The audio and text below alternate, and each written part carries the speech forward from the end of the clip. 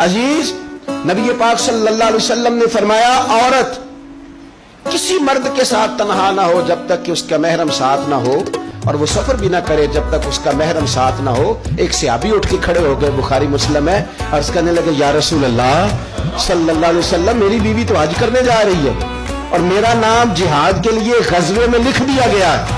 वो जा रही है हज के लिए और मैं जा रहा हूं जिहाद के लिए, तो मेरे लिए क्या हुक्म है?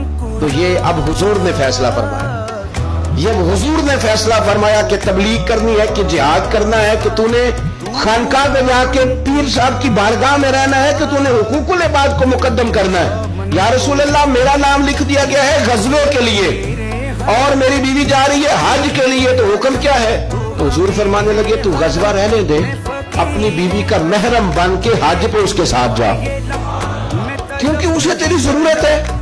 तो जहां उसे जरूरत